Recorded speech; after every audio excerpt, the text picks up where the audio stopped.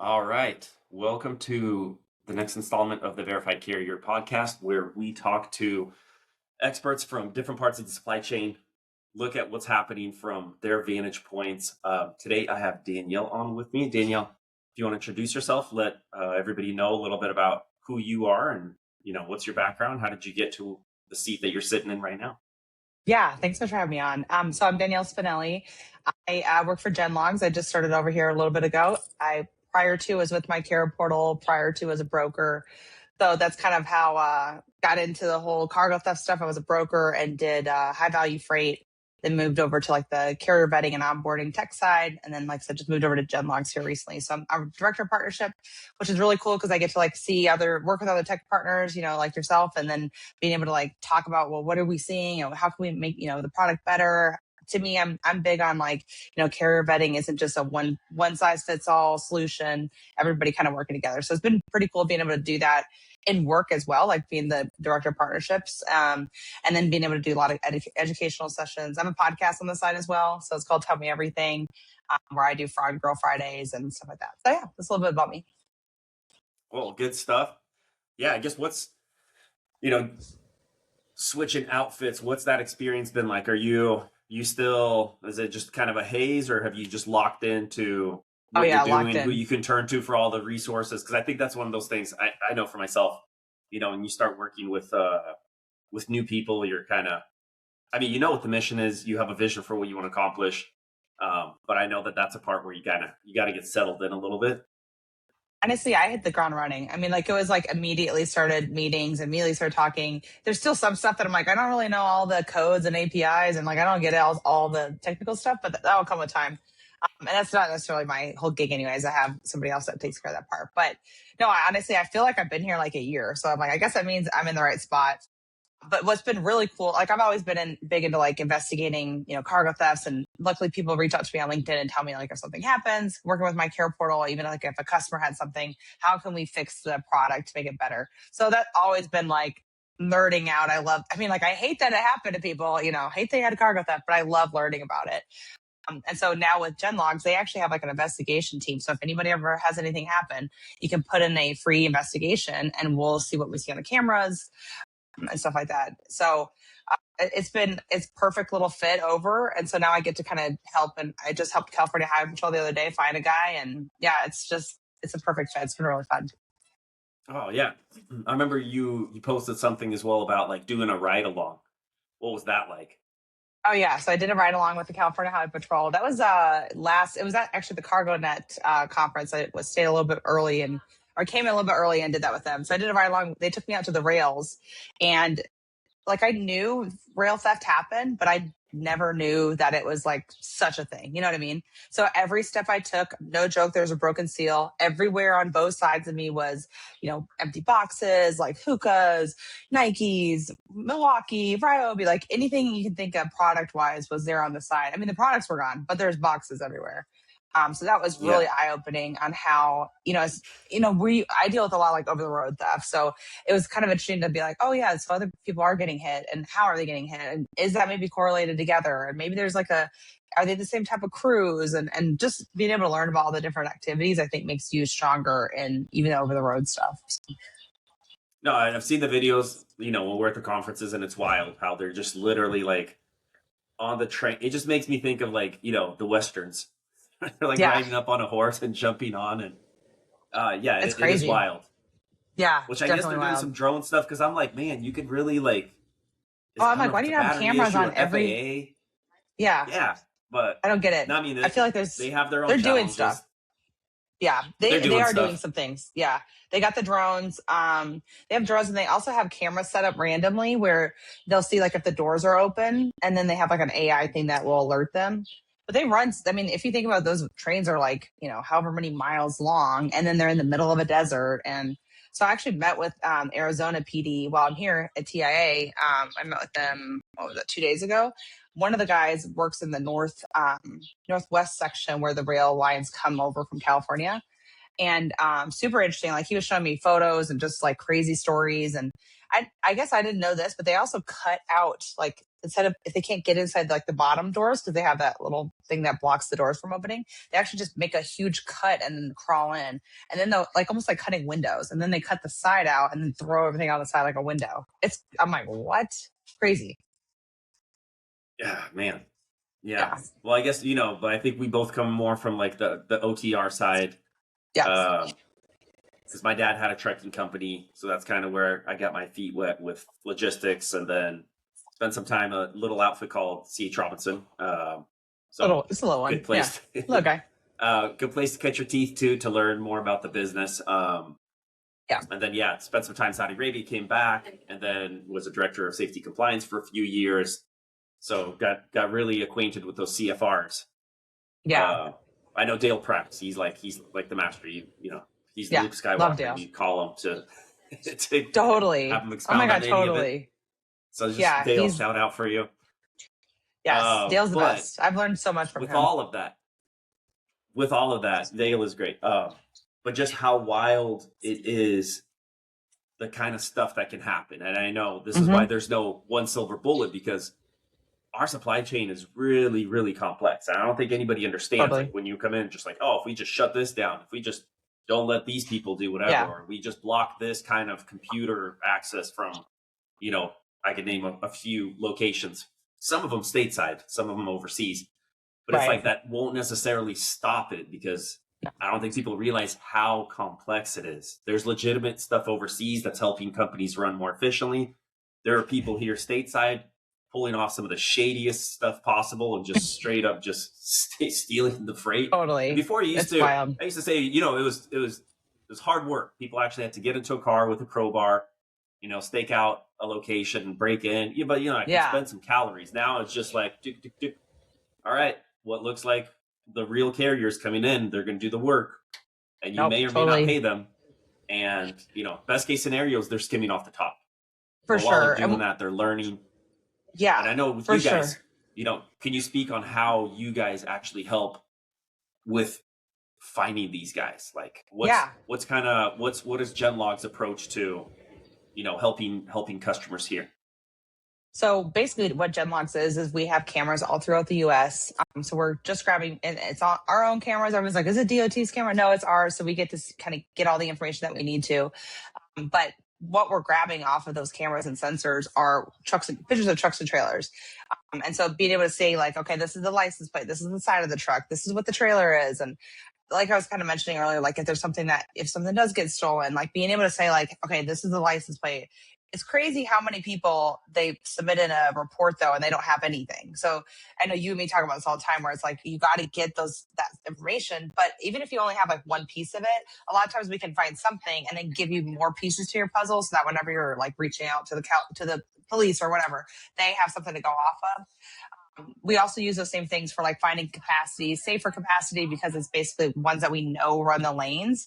And a lot of time those guys that run those like dedicated lanes, they're not going on load boards because they already have like, vendors that help them out in those specific lanes. So being able to find those guys, because a lot of times they're great workers out there, but like, so they're not hitting boards. So we do that as well. So GenLogs takes a different approach as far as, instead of just saying like, it's their digital footprint, it's like, this is like their actual pictures footprint.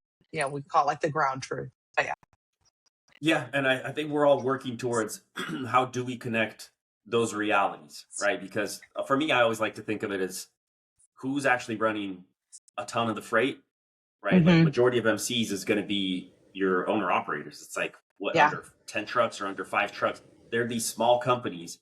And then you think about the process to get set up with, name any Fortune 500 company, as far as logistics goes.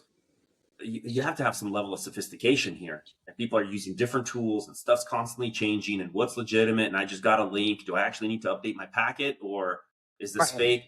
Right? Like their owner operators are a lot more likely to make some mistakes there, get tripped up, or not be able to sift through what's real, what's not.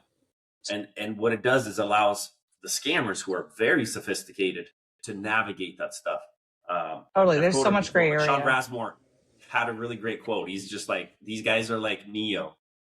For them, they're in the Matrix. They understand how the Matrix works. So they know what to do.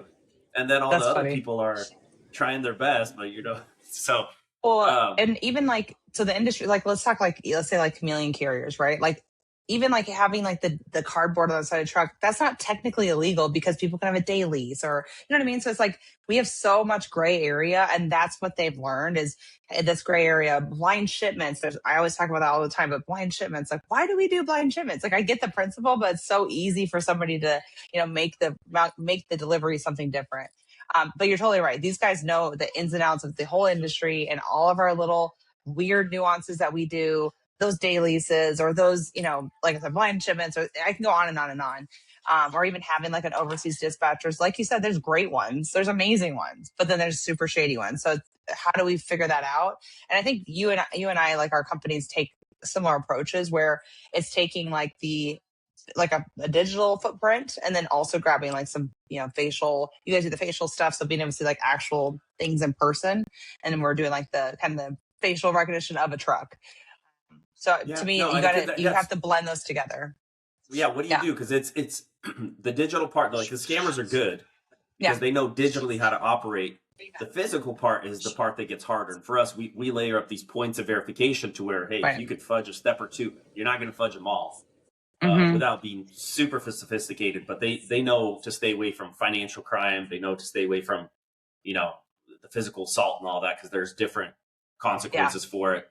Which is still, it Yeah. blows my mind. I know they're working on Corca and some other things, but the fact that like you can steal a trailer and it seems like stealing a used car Yeah.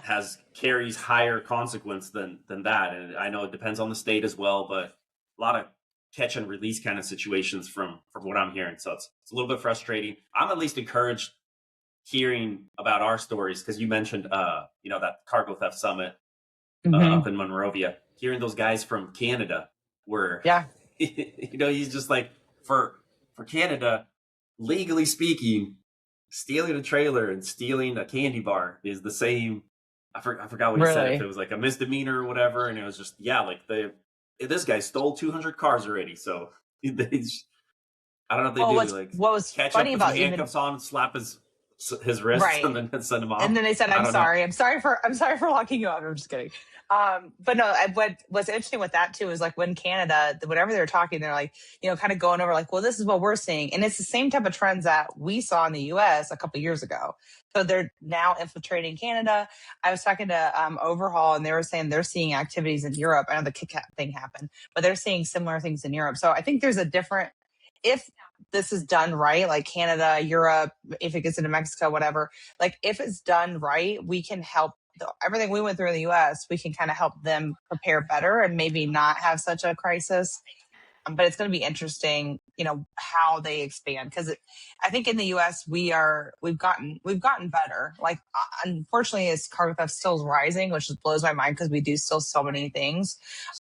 But I think we're going to hit a point where we us as an industry have gotten better at vetting and seeing if this is the driver. So kind of, I think we're going to end up hitting where it's a little bit more straight theft again because they're going to have to, because we're getting better. Because there's platforms like Verified Carrier and GenLogs that can go out there and tell you all these different things. So, Yeah, I mean that's that's our mission. We hmm want to weed that stuff out because at the end of the day, we just right like you want the shelves to be stocked. You want to just you can't control inflation and other things, but like a lot of this theft that at the end of the day we're all paying for it. It's coming from our yeah, wallet. It's not like right. this one chain store is paying for this. No, it's like no, No, we all pay for it at the end of the day. The insurance, the reinsurance, list goes on and on. totally. The impact is huge. And I know you mentioned like geeking out, and it's kind of like being a doctor where you're like you don't want anything bad to happen to anybody, but when you get a new kind of surgery that you get to Totally. do, you're just like, Yeah, oh, I like know. this is It's cool, fun. You're like, but I feel bad for the family when you come out. totally, totally. But you're like But nerding out, like learning all the things. It's very yeah, interesting. And I think that's what's really cool about the people who do get into like compliance at like a brokerage or whatever. I think then you have to have that like investigative mindset. And I'm big on like in your company. So like let's even say like at shippers, sometimes they'll be like, well, dock worker, they don't get paid enough and they don't care enough. That a lot of that's just culture. It's like let's make it where it's like fun. Like it is fun to investigate a crime or like, hey, this guy seems a little fishy. Like, what do I do? And like kind of having that culture of like this could be like a fun thing or being rewarded for not having theft for X days. Like think about like, OSHA or whatever. They have like no safety incidences for 300 days or whatever. Why don't we do the same thing with cargo theft? Like no cargo theft in 100 days or whatever.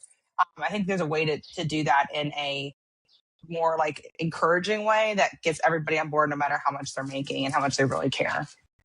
Yeah, I can't remember the company, but somebody who threw out like, hey, you get $5 for every broken seal that you find, or like a mismatch or whatever it was, or the bolts, and it was like, that's that creates an Yeah. incentive to go a little bit further, because oftentimes people are just, yep, are you here for the whatever? Yep. And Yeah. then we're all investigating later, and you're like, how did you load this truck? Or like, I was speaking with Gerardo Pachuca at the 100%. Southwest Transportation Security Council, and they loaded a guy without a front bumper, and you're like, Oh, well, I all saw one the vetting other tools day. aside, is this guy What? gonna really get past the weigh station with no front bumper? That's hilarious. Well, I saw one the other day and he had no license plate on the truck or the trailer. I'm like, what? Are you even looking at the guy? Like, have you seen anything? It's crazy. So Yeah. sometimes it's just little steps like that. And what do you think? What does the future hold? I'll just, quickly for you. For me, I kind of see it as banking. Like when banking was new, the online stuff, it was ripe for fraud because there's just really like, how are people going to react to it? What are the loopholes? I feel like Yeah. with logistics, we're at that point like 20 years ago in banking. Yes, I totally agree. It's really nascent. We have to get people thinking about like multi-factor authentic, like bar none. Like we have to start there. That's a non-negotiable. We can't be, just sharing just by email and just by Excel spreadsheets. Like we need a higher level of sophistication. But our industry is what it is. You do have people working with, a notepad, and then you have somebody else who has like state-of-the-art data scientists building out their all this, anomalous behavior tracking and all this stuff. And these people are working together. So that's a reality. But like we are kind of plateauing a little bit. I know it's still rising, but like not as much as during COVID. Is this trend going to hold? Is there a chance that it can spike again? What are your Here's my thoughts behind predictions. that? Yeah. My prediction is when capacity gets tight, people roll the dice. So right now capacity is a little bit tighter. I heard it's loosening up a little bit again, but we're about to go into produce season. And so that's when people take shortcuts. That's when they leave their processes. I think as an industry, like people like you, me, whenever we go to you speak and whatever and do podcasts like this is like we get so much education out. So I definitely think we've made a big difference. There's great platforms out there that are helping too. So I think if capacity doesn't get too tight, or if it does, as long as people still follow their same processes, and I think shippers are better at understanding like, hey, I either got like Shady McShade is probably going to steal your stuff, or we got to roll this for tomorrow. I think we have better communication with them. So I think as long as an industry, whenever we go through times like that, it's not like let's revert back to the old way because that was easier. Let's keep grinding and doing the work. And then we can see that plateau and then hopefully go down. Because I think we're going to see some changing in if we do things right, if the industry does things right, we'll see some changing and a little bit less of the strategic theft climbing. And I think straight theft will go up. But I mean, these guys are getting really sophisticated, but so are we. So that's my prediction. Yeah, no, that makes sense. I know different steps are being taken from, and again, it's all affecting capacity, like the non-domiciled things. I know Modus is I think it's up and running now. Correct me if I'm wrong. It is. And they've had to make some updates. I was talking to Dale about this actually. He was saying, I guess there was somebody that like was able to hack that, and they're like, "What?"